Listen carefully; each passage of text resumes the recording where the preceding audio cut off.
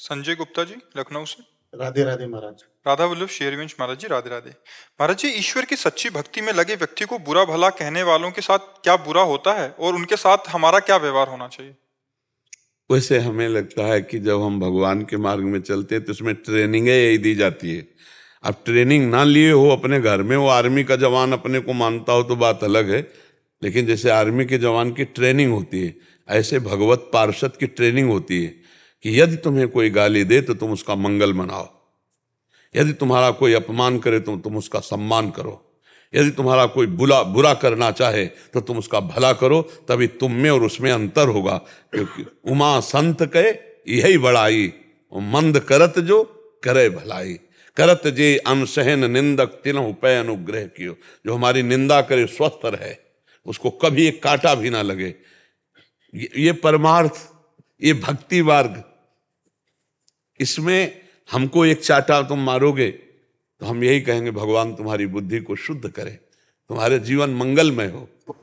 महाराज के दरबार से जुड़ा हुआ हूँ पिछले 15 साल से। हर बृहस्पतिवार वहाँ सेवा करता हूँ। उस दिन मतलब मैं कहीं कोई काम नहीं लेता, वहाँ सेवा करता हूँ। तो वहाँ उस बीच में हमारे साथ ऐसा कई बार हुआ कि ऐसे अपशब्द ऐसे कुछ बोला गया, मैंने वो छोड़ा नहीं। मैंने वो जो मेरा जो मार्ग, बिल्कुल बिल्कुल बिल्कुल अपने मार्ग में चले, कुछ मत बोले। क्योंकि एक दरबार वो जहां सेवा करते हो और एक दरबार वो जहां से गाली दिलाई जा रही, उसके हृदय में भी दरबार है, वहां से भी प्रेरित किया जा रहा है। वो आपकी परिपक्वता के लिए। भगवत पार्षद को ये बात ध्यान रखना चाहिए कि सम्मान निरादर आदर ही, निरादर और आदर में समान भाव, निंदा स्तुति में समान भाव, शत्रु मित्र में समान भाव, तभी वो परम लाभ प्राप्त कर पाता है। तो इसलिए हमको विरोध नहीं करना। मान लो बेमतलब बिल्कुल झूठा बोल रहा है, आपको चुपचाप मुस्कुराते हुए जाला कि प्रभु आप चाहे जितना कटुआ, चलो परीक्षा लो, हम आपकी शरण में, हम कुछ नहीं बोलने वाले, चुपचाप निकल गए। अच्छा, लौट के अगर भिड़ गए तो तुम में उसमें अंतर क्या रहा? तो इसलिए सहना तो पड़े। और अगर कह दे कि निंदा ना हो तो होगी निंदा, क्योंकि मार्ग ऐसा है। भगवत मार्ग में अगर 1000 लोग आपको नमस्कार करेंगे आपके कार्य को, तो 10-5 लोग तो ऐसे होंगे ही जो आपको गाली देंगे, पक्का गाली दे, आपको सहना पड़ेगा। सहत सहत बाढ़े भगत गृह तन गुरु हितगार, जो सहन कर गया उसकी भक्ति बढ़ती और भगवान को प्राप्त हो गया। रावण ने लात मारी, विभीषण जी सह गए, राम जी से मिलन हो गया। वही चेष्टा बनी कि राम जी से मिलन हो गया, नहीं हो गया? तो इसलिए हमें लगता है हमारे शास्त्र जो आज्ञा करते हैं हमको वैसे चलना है। यदि हम परमार्थ में, हाँ ये जरूर है कि कोई हमारे इष्ट की निंदा करने लगे, हमारी निंदा करे तो हम सह लेंगे, लेकिन हमारे इष्ट और हमारे गुरु की निंदा करने लगे फिर हम नहीं सहेंगे, फिर हम घूम कर खड़े हो जाएंगे।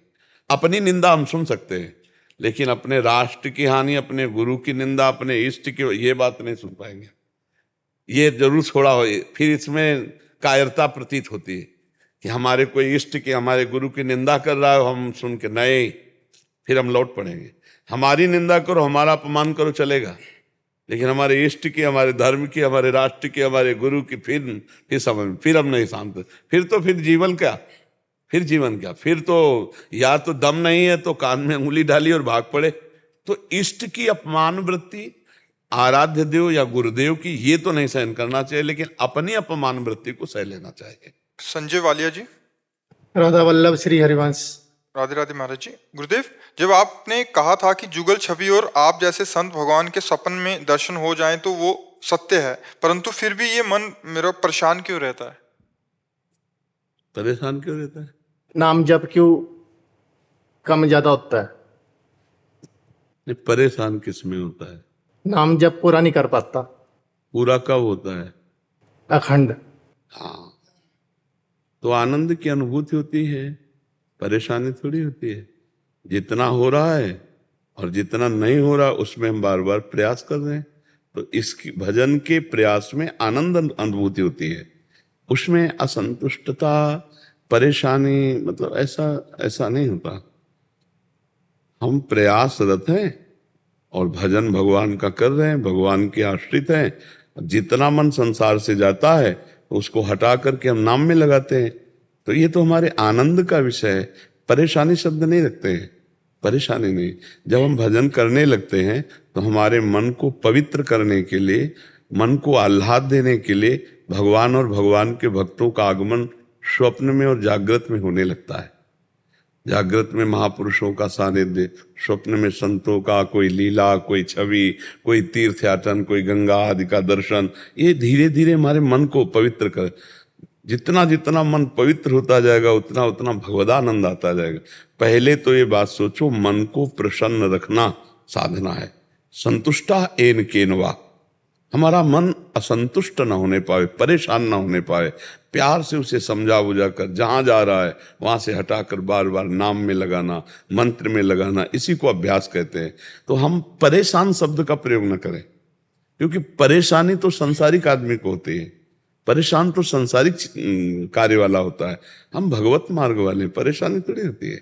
हमारा अभ्यास चल रहा है सच्चिदानंद का। अच्छा, माना अभी कोई भजन नहीं हो रहा, लेकिन भरोसे में भगवान के हैं। एक बार भगवान को अपना मान लेना, अपना सर्वस्व भगवान को अर्पित करने की भावना कर लेना, अब हमारा सब कुछ अर्पित है। हमारा हर बात बोलना भजन है, हर श्वास हमारा भगवान को अर्पित है। अगर अभी आपको ऐसा नहीं हुआ है तो सत्संग सुनते रहिए और नाम जब बढ़ाते रहिए और परेशानी सब हटा दीजिए, उसे आनंद में लाइए। बड़ा आनंद, बड़ी कृपा। जिसे पूछे कैसे हो, बहुत कृपा है। अब बात करते हैं कि जैसा हमने संतों से सुना कि निरंतर भजन होना चाहिए, तो निरंतर भजन नहीं हो पाता, उसकी कृपा कीजिए। परेशान से पहला शब्द आ गया कि संसारिकता भरी हुई है। हम परेशान क्या हैं? हम प्रभु के हैं। भजन नहीं हो रहा तो भी हम प्रभु के हैं, भजन है तो भी हम प्रभु के हैं। क्या भजन ना हो तो वो प्रभु का नहीं है क्या? ममई वांशु, भगवान ने कहा ना, वो भगवान का अंश है, वही तुम हो। अगर उसको जान जाओगे तो निरंतर भजन होने लगेगा। परेशान शब्द नहीं लाना अपने जीवन में। संतुष्ट आए केनवा, मान है, अपमान है, दुख है, सुख है, लाभ है, हानि है, एकाग्रता है, चंचलता है। हमें सब में समान रहना है, शांत रहना, भगवद अंश है, तभी हम जीत पाएंगे माया को। नहीं, कभी मन भगवान में लगता है, कभी मन भोगों में लगता है, कभी मन को वैराग्य अच्छा लगता है, कभी मन को राग अच्छा लगता है, रुपया पैसा सब। तो हम मन की दशा पे ना जाए। हम भगवान के हैं, मन के नहीं हैं। पहली बात समझना, हम भगवान के अंश हैं, मन प्रकृति का अंश है, वो प्रकृति की तरफ जा रहा है। अब बार बार उसको हम जब भजन में लगाएंगे तो करत करत अभ्यास के जड़मत होत सुजान, रस्सी आवत जात ही सिल पर होत निशान। तुम बार बार अभ्यास करेंगे तो एक पत्थर में चिन्ह बन जाता है। जब कुएं से पानी घसीटते हैं बार बार, तो हम भजन करेंगे तो मन भजन क्यों नहीं पकड़ लेगा? अगर ना पकड़ता तो सिद्ध पुरुष कैसे होते? जितने सिद्ध हुए तो मन ने ही तो बनाया सिद्ध। मन भगवान में लग गया, सिद्ध हो गया, संसार में लग गया, वो संसारी आदमी हो गया। तो अभी आप संसारी आदमी नहीं हो, आपको स्वीकार करना है मैं भगवान का, मेरा सब कुछ भगवान का।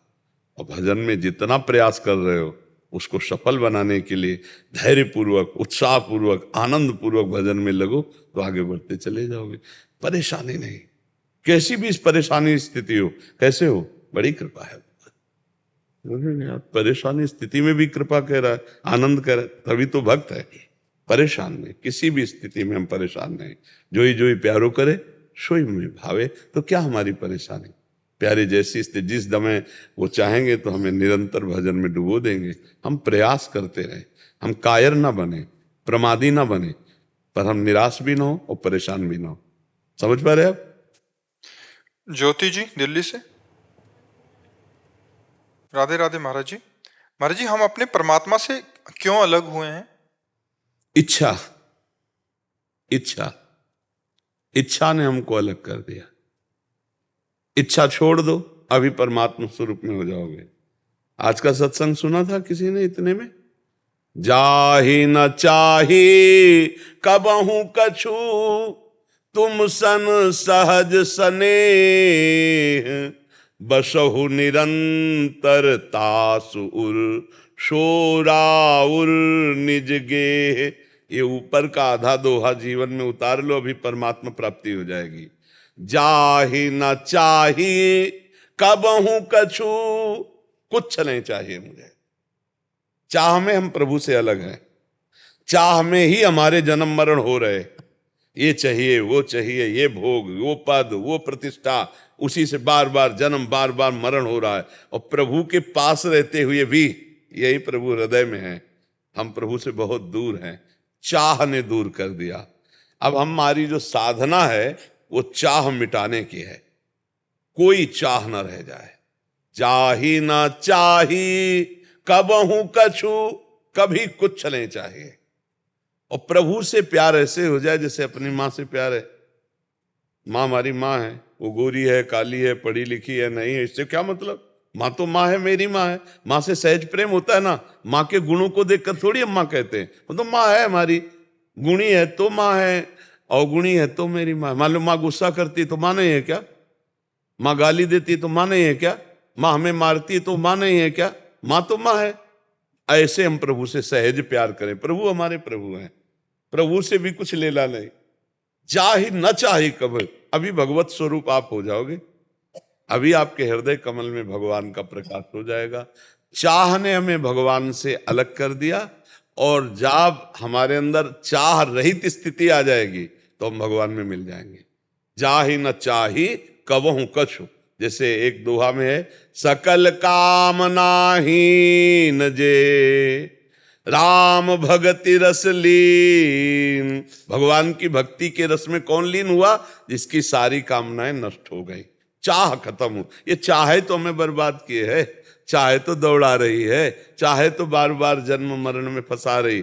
चाह मिटी चिंता मिटी मनुआ बेपरवाह, और जिनको कछुल चाहिए ते साहन के साह बादशाह। सुरपति नरपति लोकपति जिनके भावे घास, रहे परम आनंद में तज सब ही की आस।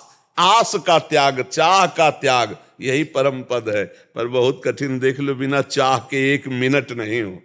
वो अचाह स्थिति परमात्मा स्वरूप है, और चाह ने ही हमें प्रभु से विमुख कर दिया है। चाह हट जाए तो हम और प्रभु दो नहीं हैं। जैसे समुद्र और तरंग में वायु हट जाए, वायु हट जाए तो समुद्र समुद्र है ना, वायु घुस गई तो तरंग हो गई ना, तो माया आ गई। माया क्या? चाह, इच्छा, कामना, जरूरत, यही बस इसी में फंस गया। अब हम देह में अपने को मैं मान करके, देह के भोगों को अपना सुख मानकर मानते हो, ये मिल जाए तो काम चल जाएगा, इतना मिल जाए तो काम चल जाएगा। जब वो मिला तो चार बातें और खड़ी हो गई। नहीं, सोचा जाता है अगर 1 लाख रुपया मिल जाए तो काम, 1 लाख आ गए तो 10 लाख मिल जाए तो काम, 10 लाख आ गए तो 1 करोड़, करोड़ तो अरब, बढ़ते चले जा रहे। चाह मिटी क्या? चाह बढ़ती चल, पूरा जीवन हो जाता है। चाह कभी पूर्ण नहीं होती, चाह का त्याग करना होता है। त्यागात शांतिरंतरम, जो ही चाह का त्याग हुआ ते शांति का अनुभव होने लगता है। तो भगवान की कृपा से भगवान का नाम जप करते हुए इस मार्ग में चलो। जो चाहे भगवान से विमुख करने वाली है, उन्हीं की कृपा, उन्हीं का बल लेकर उन चाह को मिटा दो। चाह मिटा दिया, चिंता मिटा दिया, तो तुम भी परब्रह्म परमात्मा का बच्चा, परमात्मा अंश। एक चम्मच गंगा जल तो गंगा जल, एक टैंकर गंगा जल तो गंगा जल। तो हम जो भी हैं भगवान के अंश हैं, तो पूर्ण परमात्मा का अंश क्या होगा? पूर्ण परमात्मा। अब कैसे हम अपने को परमात्मा में, देह भाव में है, भोगों में रत है, तो जीव आ गया। जीव शब्द, जैसे एक आदमी रिक्शा चलाए तो रिक्शा कहो तो खड़ा हो जाएगा, ए रिक्शा, खड़ा नहीं हो जाएगा। तो रिक्शा है क्या? पर उसने रिक्शा में तन्मयता कर ली, तन्मयता कर ली रिक्शा में, तो उसको रिक्शा कहो तो खड़ा कर। अब फिर कुछ दिन बाद वो टैक्सी खरीद ले, अब उसको कहो ये रिक्शा नहीं खड़ा होगा, लेकिन बोलो ये टैक्सी, खड़ा हो जाएगा। ऐसे ही हम लोगों ने तन्मयता कर ली शरीर में, ये ढांचे में। तो जिस ढांचे में तन्मयता कर ली, उसी में हम फंस कर, उसी की कामना, अब इसको पानी चाहिए, अन्न चाहिए, हर इंद्री को अपना भोग चाहिए। अब इन भोगों के देने में पूरी जिंदगी हम बर्बाद कर दी। कभी भगवान से मिलन की चाह नहीं उत्पन्न हो पाई, क्योंकि हम इसकी चाह पूर्ति करते करते लस्ट हो रहे। भगवान की चाह कहाँ रह गई?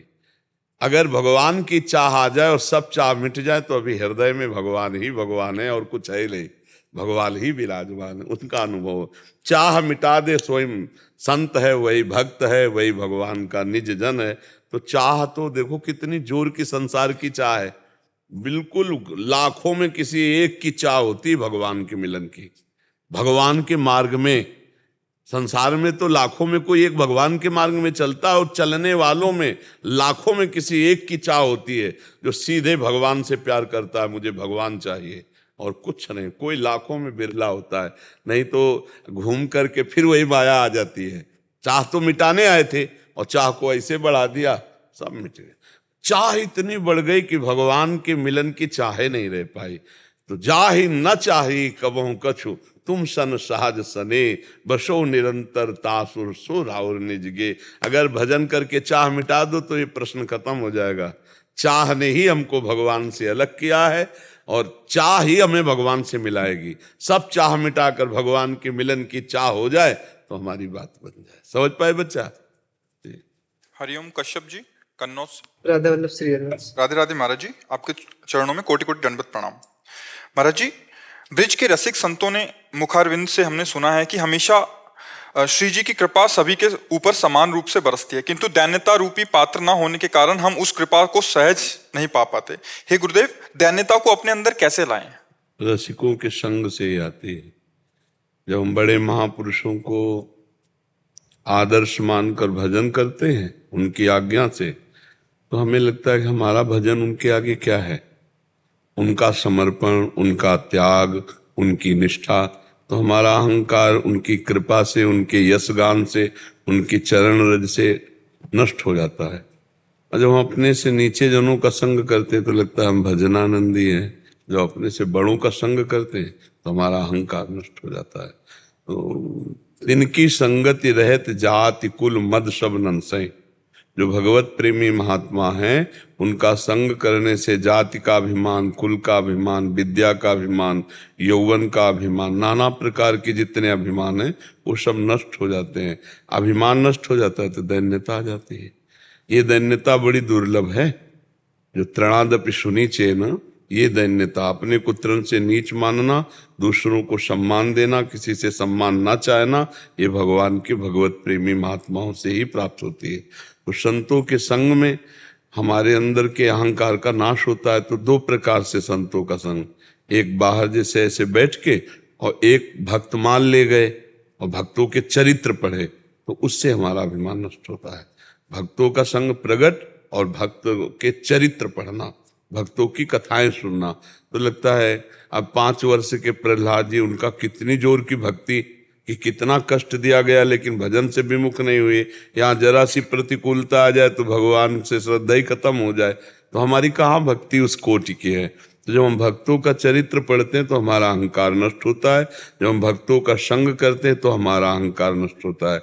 अकेले हम जब अपने को भजनानंदी समझते हैं विषयी पुरुषों को देखकर, तब अहंकार आता है। या किसी भी प्रकार का अहम तब आता है जब अपने से छोटों की तरफ देखते हैं। जब अपने से बड़ों की तरफ देखते हैं तो अहंकार नष्ट हो जाता है। जैसे अब किसी के पास 100 रुपया नहीं, अपने पास लाख रुपया है तो अभिमान आ जाएगा, लेकिन अरब वाले को देखो तो फिर नहीं आएगा। तो ये जो संत हैं ये भजन के धनी हैं, ये त्याग, तपस्या, वैराग्य, प्रेम इसकी मूर्ति हैं। तो जब हम बड़े महापुरुषों को देखते हैं तो हमारा अभिमान नष्ट है कि हम उनके आगे कहाँ हैं। जब बड़े महापुरुष रात रात भर रो रहे हैं प्रभु की प्राप्ति के लिए, उनके दर्शन, यहाँ तो 5 मिनट भी रोना नहीं आता, तो किस बात का अहंकार करें। तो ना भक्ति का फिर अहंकार रहता है, ना ज्ञान का अहंकार रहता है, दैन्यता आ जाती है जब भगवत प्रेमी बड़े महापुरुषों का हम संग करते हैं। महाराज जी, इनका अगला प्रश्न है कि मानसिक नाम जप करते समय जब कोई बातचीत करने का प्रयास करता है तो स्वभाव में चिड़चिड़ापन आ जाता है। महाराज जी, इस स्थिति में सुधार कैसे लाएं? हाँ, बिल्कुल आ जाता है, आना भी चाहिए। साधक को अच्छा नहीं लगता है, पर सामने मेरे भगवान ही उस रूप में आए हैं। हम बहुत गंभीर, हंसी बोले बहुमान दे, अपने को जनाना नहीं कि मैं भजनानंदी हूँ। बहुत सावधानी से प्रिय वाक्य बोलते हुए कम शब्दों में निपटा दे और फिर जो उतनी देर बात की उस समय को भी भगवान को समर्पित कर दे। पर जो भजन में मानसिक चित्त लगाए है उसको इस बात से बहुत डर लगेगा कि आदमी आएगा हमसे बात करेगा, हमसे बात ना करे, अच्छा नहीं लगेगा। ये अच्छे साधक के लक्षण हैं। पर अपने को प्रकाशित नहीं करना कि मुझे बातचीत करना अच्छा नहीं लगता, मुझे मिलना अच्छा नहीं लगता। हमारा अगर संयोग भगवान की कृपा से होता है तो बहुत गंभीर, शांत, मृदु शब्दों से सम्मान पूर्वक बात करें, क्योंकि व्यवहार को भी परमार्थ ही बनाना है और बिना व्यवहार के चल नहीं सकता। माता पिता परिवार घर के सदस्य। अब जैसे किसी से बोलो ही ना तो सबको विक्षेप पड़ने लगेगा ना, और जब सबको विक्षेप पड़ेगा तो आपको भी विक्षेप पड़ जाएगा, क्योंकि उनको दुखी देखकर आपका भी हृदय द्रवित होगा, चिंतन घसीटेगा। तो हम ऐसा व्यवहार करें कि किसी को दुख ना पहुंचे, हमारा अंदर भजन सुरक्षित चलता रहे। तो हंसी बोले बहुमान दे, प्रेम पूर्वक सम्मान पूर्वक मृदु शब्द कम शब्दों में निपटा दे। सामने वाले को ज्यादा बोलने दे और अपना कम शब्दों में जी हाँ जी ऐसे अपना नाम चल रहा है। और अगर को बोलना पड़े तो शास्त्र सम्मत सत्संग भगवद वाक्य बोले तो वो भी भजन माना जाता है। ठीक है महाराज जी, आपने एक बार बताया था कि जैसे आप जब भी वार्तालाप कर रहे होते हैं तब भी आपका राउंड राउंड राउंड नाम घूमता रहता है। तो महाराज जी वो स्थिति पाने के लिए अभ्यास, हम लोग बहुत लंबा अभ्यास हो गया ना अब बचपन से। कल जैसे परिक्रमा करके आए जी तो आपके आज्ञा अनुसार मंत्र जब लगातार पूरे परिक्रमा में कहीं रुके नहीं, लगातार चलता रहा। तो कभी भी सोते वक्त मैंने मंत्र जप का अभ्यास कभी नहीं किया। महाराज श्री मानसिक जब चल रहा था लगातार, पता नहीं कब मैं स्विच कर गया, मंत्र जप से हटके तुरंत नाम वो मंत्र जप शुरू हो गया नाम जप की जगह। तो ये महाराज श्री मेरी कुछ भूल है कि क्या है? हम नहीं, इसमें देखना कि जैसे हम अपवित्र हैं तब हमें मंत्र में थोड़ा सावधानी रखनी, और पवित्र अवस्था में अगर कभी नाम चल रहा है कभी मंत्र चल रहा है, इसको रोका थोड़ी जाता है। मन सदैव एक में नहीं लगता है, जब तक परिपक्व नहीं हो जाता तो वो उसका चंचल स्वभाव है। तो बड़ी कृपा उसकी है कि चंचलता प्रभु में ही है कि कभी मंत्र जपने लगा कभी नाम जपने लगा, कभी नाम जपते जपते मंत्र चल गया, कभी मंत्र जपते जपते नाम चल गया। पर जब हम शौचालय में होते हैं, लघु शंका कर रहे होते हैं, हमें उस समय सावधान रहना है कि मंत्र हमारा ना चले, नाम जप उस समय। कैसे इस समय तो समझ रहे ना। हाँ, ये मन का नवम चार्ट है। तो बड़ी कृपा है कि वो संसार में न जाकर मंत्र में जाता है, नाम में जाता है। तो ये तो और अच्छी बात है, इसमें कोई गलत बात। और देखो बच्चा, पवित्रता पवित्रा ये कुछ समय के लिए है, बकाया जब शरीर भाव खत्म हो जाता है तो पवित्रता का कोई महत्व नहीं रह जाता। भगवत चिंतन में वो निरंतर मंत्राकार वृत्ति बनी रहती है। ये तो वहां तक पहुंचने के लिए नियम है, और जब वो पहुंच जाता है तो फिर इसका भी महत्व खत्म हो जाता है। तो खूब अच्छे से चलो, ये कोई अपराध नहीं है। काव्या जी दिल्ली से। राधे राधे महाराज जी। महाराज जी, क्या रीति रिवाजों को करना व मानना आवश्यक है अगर किसी का लक्ष्य ही भगवत प्राप्ति हो तो? क्रम बाई क्रम छोड़ें। अब कक्षा 1 का विद्यार्थी पीएचडी वाला त्याग करेगा तो नहीं चल पाए। जैसे पीएचडी का आदमी एक पेन खोस ली, एक डायरी ले ली, लेकिन हम लोग जब कक्षा 2-4 में थे ना तो पूरा बस्ता होता था ना। कक्षा 1 में थे तो पार्टी छुई हार सबसे, और जब 4-5 में थे तो पूरा बस्ता लाद के जाते थे। जो आगे जो क्लास होता है उसमें, अब आजकल तो सब मोबाइल से हो जाता है। तो ऐसे ही परमार्थ का है, पहले हम सब कुछ लेके चलते हैं, परिवार, घर, पूरा सदस्य, लोक रीति, कुल रीति, वेद रीति। फिर धीरे धीरे जब हमारी भक्ति बढ़ती है तो लोक रीति, कुल रीति, वेद रीति से ऊपर उठती प्रीति रीति में। अगर एकदम हम छलांग लगाएंगे तो धम्म से गिर पड़ेंगे। हम धीरे धीरे क्रम बाई क्रम हम ऐसे चलते चले जाएं। अगर अभी मनमानी करोगे तो लोग उपहास करने लगेंगे, और उसको झेलने की सामर्थ्य है नहीं हृदय में। मान लो हमारी कोई निंदा करे, विरोध करे, उपहास करे, तिरस्कार करे तो हमारी भक्ति बाधित हो जाएगी, अभी बहुत कमजोर है। जब हमारी ये स्थिति आ जाती है तब न लाज तीन लोकन की, न वेद को कहो करे, न शंख भूत प्रेत की, न देव जच्छते डरे, सुने न कान और की, दृश्य न और इच्छना, निरंतर भगवदाकार वृत्ति। अब उस वृत्ति तक पहुंचने के लिए गुप्त रूप से पहले अपनी लोक रीति, कुल रीति, व्यवहार का पालन करता जाए। माता पिता परिवार कोई भी नाराज न होने पावे, आनंद पूर्वक गुप्त रूप से भजन बढ़ाते हुए आगे बढ़ो। अब जब दिखावा में आ जाएगा तो फिर परेशानी आ जाएगी। जैसे कल एक बच्चा आया, उसका पिता बहुत परेशान था, उसने राधा नाम के सिवा 1.5 वर्ष से कुछ बोला ही नहीं। 25 वर्ष का होगा, मतलब बोले नहीं। तो वो सामने प्रार्थना कर रहे थे कि एक बार हम इसको समझा दो कि हमसे बात थे। तो उसको समझाया, उनका राधे राधे। हमका बोल हमसे पहले कि जो हम कह रहे हैं वो करेंगे। तब वो 1.5 वर्ष बाद बोला आप जो कह रहे हैं वही मैं करूंगा। तो देखो इससे क्या हुआ, परिवार दुखी पर। तो भगवान ही तो सब में है। राधा राधा तो बोले नहीं, आवश्यक बात है तो बोल दिया। नहीं तो राधा राधा तो जप ही रहे। हमको थोड़ा ये दिखावे से बचना है कि कहीं हम में कोई दिखावा ना आ जाए, कोई ऐसी बात ना आ जाए। यद्यपि वो बहुत सच्चा बच्चा भजन में लगा, वो दिखावे पे नहीं था।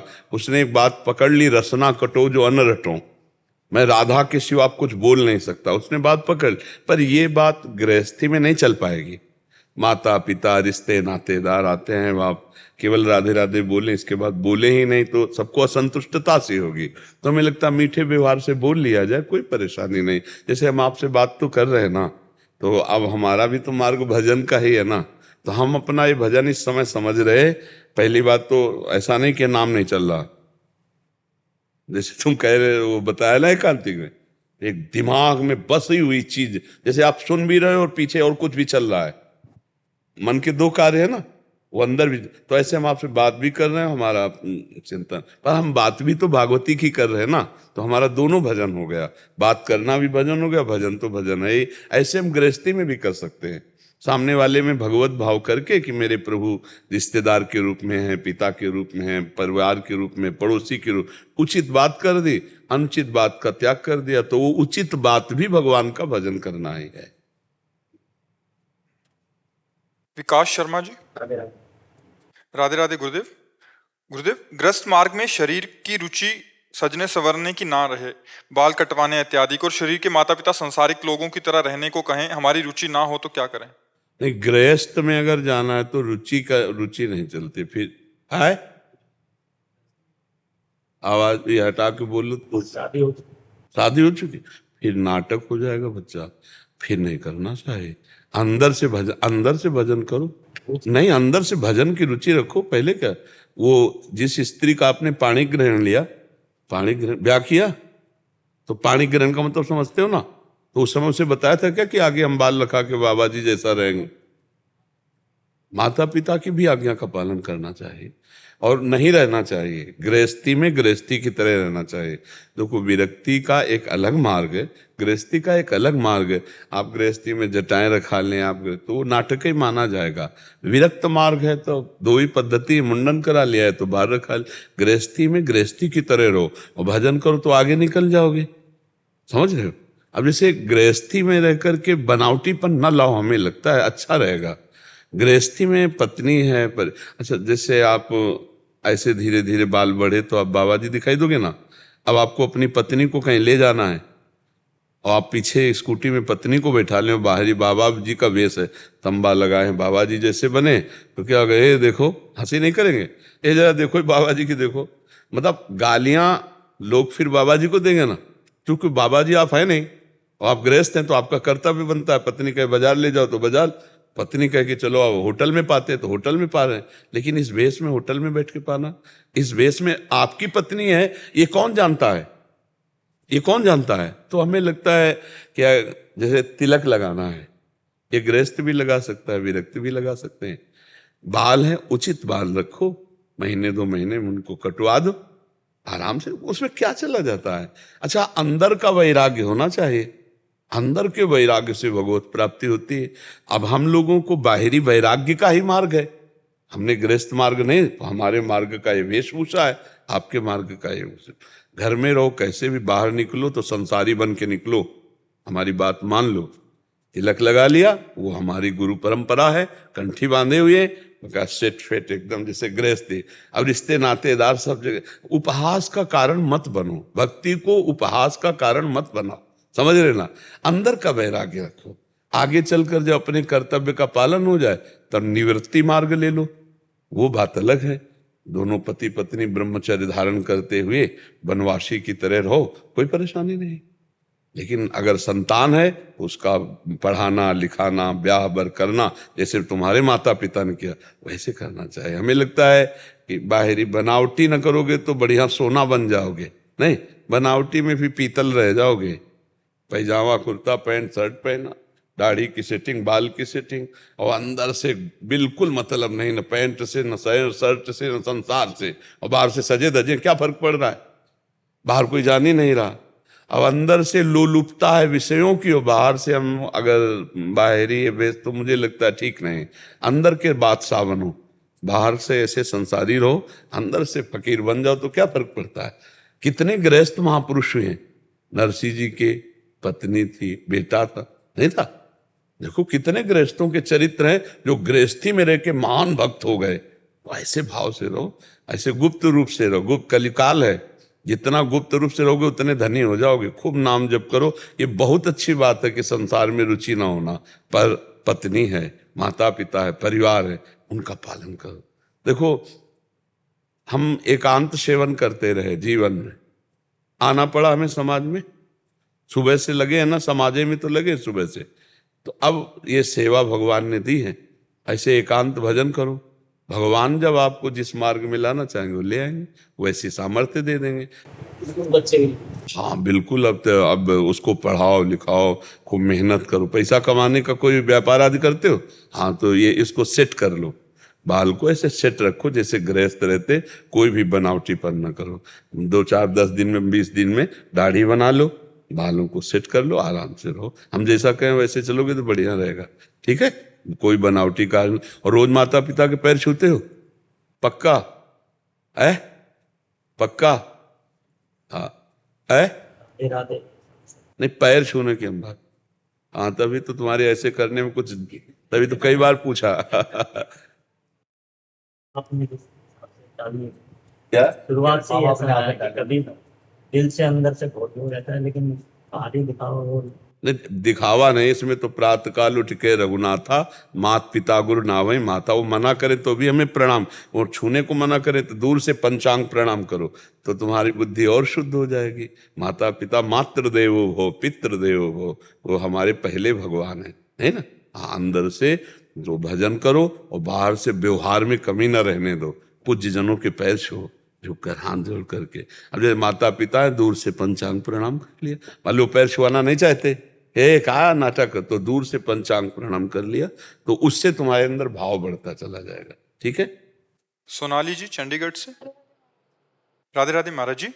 महाराज जी मेरा प्रश्न ये है कि अक्सर वैष्णव वेश देखकर परिवार वाले बड़े बड़े भक्तों से कंपेयर करने लगते हैं, बड़े बड़े भक्तों से तुलना करने लगते हैं हमारी, कि तुम मीरा भाई जैसी हो। उस वक्त मन में इतना विचलित होता है कि जिन भक्तों की हम चरण रज भी नहीं है, हाँ, उनके ऐसा बराबर हुआ। मुझे रख किसका देते हैं। प्रश्न उस है? वक्त मुझे क्या करना चाहिए? हाँ बिल्कुल, ऐसे ही बुरा लगना चाहिए अंदर से। आज का सत्संग सुना, जब किसी का भजन बढ़ता है तो ये बड़ाई, ये नमस्कार प्रणाम, ये सब नहीं। उस समय अंदर ही अंदर कि हे भगवान मुझे सम्मान से बचाओ, हे नाथ मैं इन महापुरुषों की चरण धूल भी नहीं हूँ, और एक ऐसी बात करते हैं तो संसारी जन है, ये हमारे मार्ग के बाधक लोग हैं। सम्मानम कल्याति घोर गर्लम नीचा अपमानम सुधा, श्री राधा मुरलीधरो भज सके वृंदावन माते। सम्मान ये घोर विष है, सम्मान विष है, बहुत बचना चाहिए। आप तो अवतार हो, आप तो भगवान हो, आप तो सरकार हो, आप ये सब नरक जाने वाली बातें हैं। भगवान सिर्फ भगवान नहीं है, दूसरा कोई भगवान जैसा नहीं हो सकता।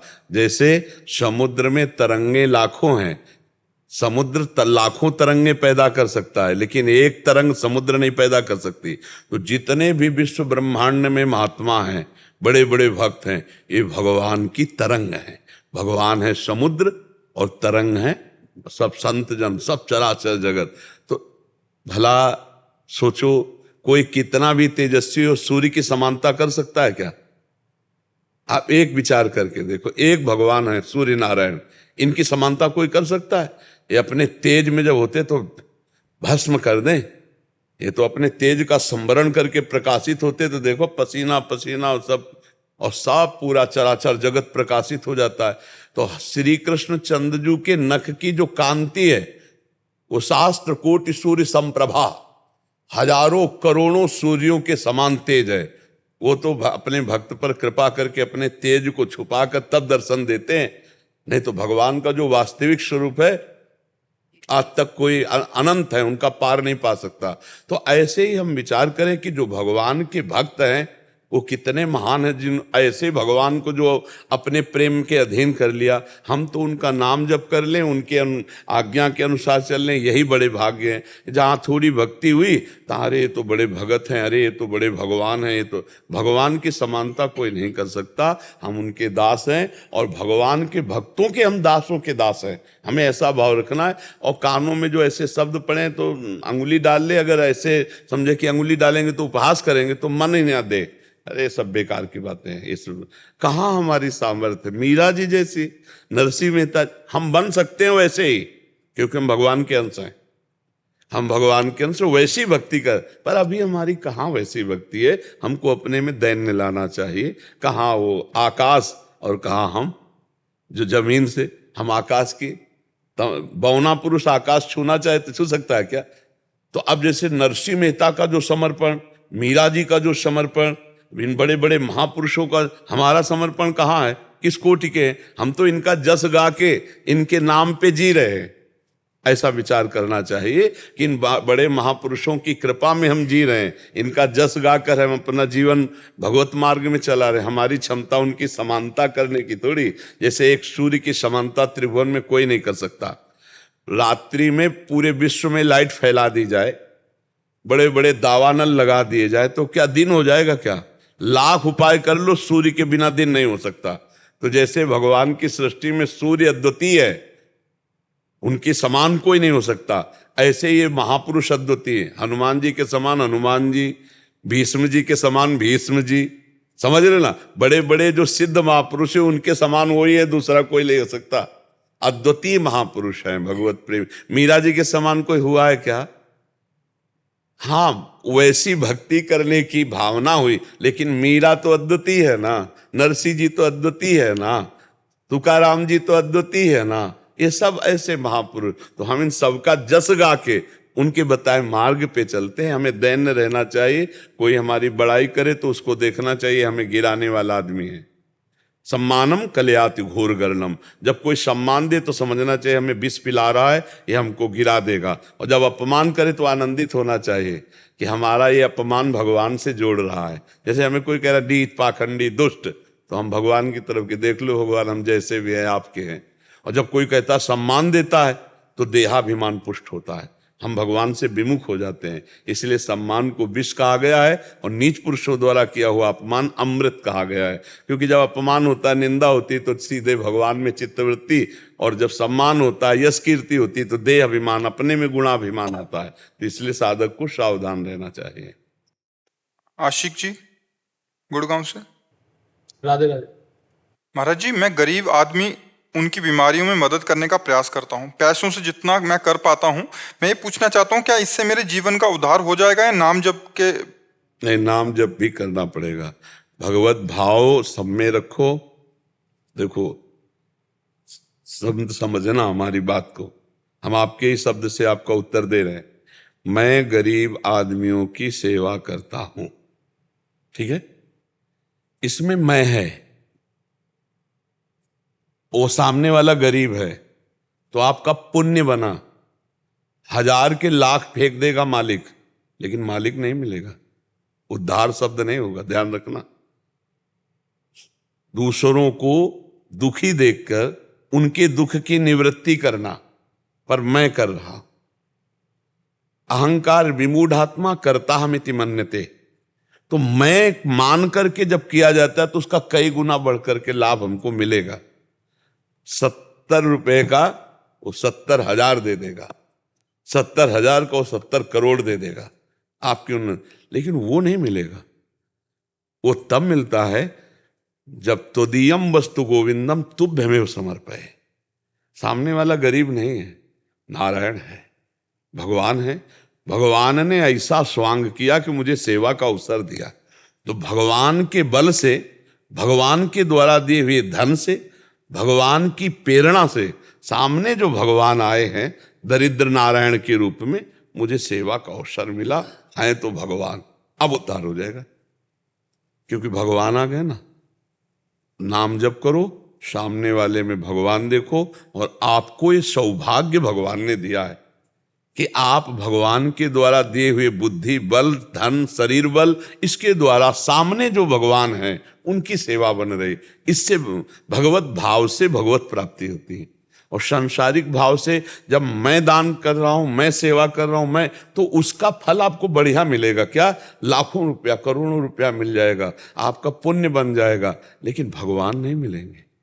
भगवान तब मिलेंगे जब मैं का त्याग होकर त्वदीयम वस्तु गोविंदम तुभ्यमेव समर्पय। हे भगवान, आपने मुझे जो दिया वही वस्तु मैं आपको दे रहा हूं, मेरी नहीं है। त्वदीयम वस्तु गोविंदम तुभ्यमेव समर्पय। आप समझ पा रहे? इससे कल्याण हो जाएगा। अब ये भगवत भाव निरंतर बना रहे, इसके लिए हमें नाम जप करना है।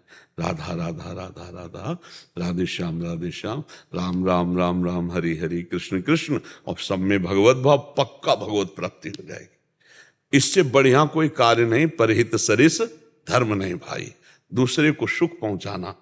पर मैं करता तो पुण्य, और प्रभु प्रेरित तो भगवत प्राप्ति। तो काम वही हो रहा, लाभ हम ज्यादा ले ले। मैं करके जो करेंगे उसमें घाटा है, और प्रभु के द्वारा जो कराया जाए वो बहुत आनंद में है। और देखो, प्रभु ने आपको प्रेरणा प्रभु ने तो की है। नहीं, काहे को कोई दुखियों में पैसा लगाना चाहेगा? किसी को दुखी को देखकर शरीर से, बुद्धि से, धन से क्यों सहयोग करे? ये तो प्रभु ने आपको दिया है। ये तो उसे हम भाषा बदले अपनी, प्रभु के द्वारा प्रेरित होकर जो भगवत स्वरूप, नारायण स्वरूप, भगवान स्वरूप बीमार जन है, उनकी हम सेवा करते हैं।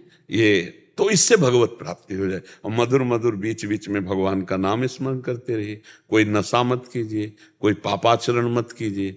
अगर पापाचरण नशा होता रहा तो जैसे एक मटकी में हम एक चुल्लू पानी डाला और उसमें छेद है, वो रुकेगा नहीं, निकल जाएगा। पापाचरण करोगे और ये सेवा भी करते रहोगे तो आपको लाभ नहीं समझ में आएगा, क्योंकि साथ में पापाचरण, वो देहाती भाषा में कहते हैं ना, अंधा बटे और पड़ा चबाए, कि अंधा बटता चला जा रहा है, पड़ा चबाता चला जा रहा है। तो पाप रूपी पड़ा आपकी पुण्य रूपी बांट को वो चबाता जाएगा। इसलिए सावधान रहे, पाप ना होने पावे।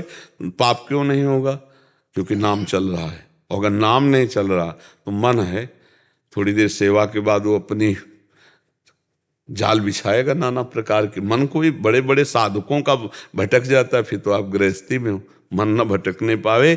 इसलिए नाम जप करो, और जो सेवा करे उसे भगवत प्राप्ति हो जाए, इसलिए उसे भगवत भाव से देखो। आपको प्रभु करवा रहे हैं, ऐसी भावना कीजिए। ठीक है? चैतन्य जी। राधे राधे। राधे राधे महाराज जी। महाराज जी, आज ये देखा जाता है कि जो लोग धर्म पूर्वक ईमानदारी से अच्छे कर्म करते हैं वे लोग दुखी रहते हैं, और इसके विपरीत जो नहीं, छल ऐसा कपट नहीं करते है, हैं। ऐसा नहीं देखा जाता। आप कितना देखेंगे? कहीं ना कहीं तो लगता ही है, मतलब नहीं, मन को लगना है कल। वैसे भी नहीं, ऐसा नहीं बच्चा। कभी कभी मतलब कुछ ना कुछ नहीं, तो बच्चा, जीवन की रचना दो में हुई है। जब हमारा शरीर रचा गया तो दो रचना हुई है, एक पाप और एक पुण्य, दोनों से मिश्रित बनता है। ये जो मानव देह बनता है ना, ये दो से मिला के बनाया जाता है, पाप और पुण्य। जो देव देह है ना, वो पुण्य से केवल बनता है। जो यातना देह नरक का है ना, वो केवल पाप से बनता है। और जो यहाँ मृत्यु लोक में जितने भी देह हैं, उनमें दो हैं, पाप और पुण्य। जैसे एक कुत्ता गली में डंडा खाता घूमता है, और एक कुत्ता है कि एसी गाड़ी में घूमता है। तो पुण्य और पाप दोनों का संयोग देखा जाता है ना। अब एक आदमी है कि मेहनत करके भी, धर्म पूर्वक चल के भी वैभव संपन्न नहीं है, और एक है कि पाप आचरण करता है, बुरे कर्म करता है, मनमानी बेविचार करता है, और खूब उसके पास धन है। इसमें पूर्व पुण्य और पाप का संयोग माना जाता है। वर्तमान की नई खेती धर्म है, वो धर्म से चल रहा है, पर पुरानी खेती उसकी पाप की है। तो इस समय वर्तमान में धर्म करते हुए भी उसे दुख मिलेगा। वो वर्तमान में पाप कर रहा है, लेकिन पूर्व में पुण्य कर आया है, तो माला माल चकाचक दिखाई देगा। लेकिन ऐसा नहीं कि वर्तमान का पाप उसे गिराएगा नहीं, नष्ट करेगा। ऐसा नहीं कि वर्तमान का धर्म उसे सुखी नहीं करेगा, परम सुखी करेगा। जो पूरा संसार इतने के लिए ही जीवन बर्बाद किए, रोटी खाने को बढ़िया मिल जाए, पहनने को मिल जाए, और भोग भोगने को मिल जाए, और चौथी कामना की वाहवाही हो जाए। पूरी बात पूरे संसार में समझो हम चार बातों में कह रहे हैं, यही सबके दिमाग में है। बोले है कि नहीं दिमाग में? यही, और इसी के लिए पूरी सब मेहनत कर रहे हैं। और ये चीज भगवान के भजन करने में बाधा रूप में आ जाती है। जो आप कहते हैं वो दुखी रहते हैं, हम कहते नहीं, जब हम धर्म में चलते हैं तो थोड़ी कसौटी होती, थोड़ी परेशानियां होती, लेकिन जैसे दुर्योधन युधिष्ठिर, महाराज युधिष्ठिर को कितना कष्ट दिए, 12 वर्ष का वनवास, 1 वर्ष का अपने मामा शकुनि से मिल करके सब कुछ छीन लिया, लेकिन चक्रवर्ती सम्राट पर हस्तिनापुर के बैठे तो महाराज युधिष्ठिर ही, दुर्योधन का क्या सर्वनाश हो गया कि नहीं हो गया। तो थोड़ा धर्म से चल, अगर आप मौज मस्ती देखो कि आप पढ़ करके महाभारत में देखिए, जो दिखाया गया वो तो कम मात्रा में दिखाया जा ही नहीं सकता पूरा। पांडव वनवास में कष्ट पा रहे हैं और वो वहीं तंबू लगा के मौज मस्ती दिखाना चाहता है, क्यों? उसकी मौज मस्ती। लेकिन ह्रास, पराजय, नाश, ये उसी का हुआ, जय धर्म की हुई। थोड़े दिन धर्मात्मा पुरुष दुखी दिखाई दे सकता है, लेकिन परिणाम उसका बहुत अच्छा होगा। यदि वास्तविक धर्मात्मा नौटंकी कर रहा है धर्मात्मा की, तो हम नहीं कह सकते। नाटक कर रहा है धर्मात्मा बनने का, तो हम नहीं कह सकते। मान लो माला में हाथ है और प्रपंच चल रहा है, माला चल ही नहीं रहा, से थोड़ी भगवान मिल जाएंगे। तो अब जैसे एक आदमी 1 लाख रुपया दान कर रहा है, तो धर्मात्मा है ना, लेकिन समझना पड़ेगा, अगर वो 1 लाख रुपया अपने नाम घोषित करवा करके, छपवा करके, इसके वो धर्मात्मा नहीं है, वो धर्म नहीं बनेगा उसका, हो गया उसका यश, तो सब गया पुण्य। तो ये भी बात है, धर्म को करते हुए धर्मात्मा पुरुष आगे महासुख को प्राप्त होता है, लेकिन पाखंड, नाटक, दंभ, दिखावा, ये धर्म नहीं होता। तो धर्म बड़ा सूक्ष्म विषय है। 4 आदमी उसको कह सकते हैं कि ये धर्मात्मा पुरुष है, माला लिए है, ये तिलक लगा है, कंठील, मार बेईमानी अंदर चलती, प्रपंच चल रहा है, गंदे आचरण कर रहा है, तो दुखी होगा ही। आप कहोगे माला भी जपता है, वृंदावन भी जाता है, धर्म भी करता है, बड़ा धर्मात्मा। ऐसा नहीं, वास्तविक धर्मात्मा 4 दिन के लिए विपत्ति आ सकती है, क्योंकि शरीर की रचना पाप और पुण्य से, लेकिन परिणाम उसका बड़ा मंगलमय होगा, परिणाम बहुत आनंदमय होगा। ये हम अपने जीवन से कहते हैं, और बड़े जीवन और औरों के भी जीवनों से कहते हैं। देखो सुदामा जी धर्मात्मा पुरुष हैं, 4 दिन की बात की, उनको खाने को भी नहीं मिलता था, लेकिन परिणाम में जैसी द्वारिकापुरी वैसी सुदामापुरी हुई। समझ रहे ना, धर्म से चलने वाला एक दिन परम सुखी होता है। वर्तमान में जो पापाचरण करते हैं उनकी दुर्गति यहीं देख लो, विनाश हो जाता है, एक दिन सर्वनाश हो जाता है। और जो धर्म से चलता है वो दीपक की तरह भले जले, लेकिन धीरे धीरे वो प्रकाशित होता रहता है। इसलिए कभी ऐसी आस्था न बना ले, ऐसी भावना को, ये गलत भावना है। धर्म विजयी होता है, धर्मो रक्षति रक्षिता। पाप गलत होता है, आज नहीं तो कल, मतलब आज छुप गया तो कल गलत हो जाएगा, ये पक्की बात है। राधा राधा राधा राधा राधा राधा राधा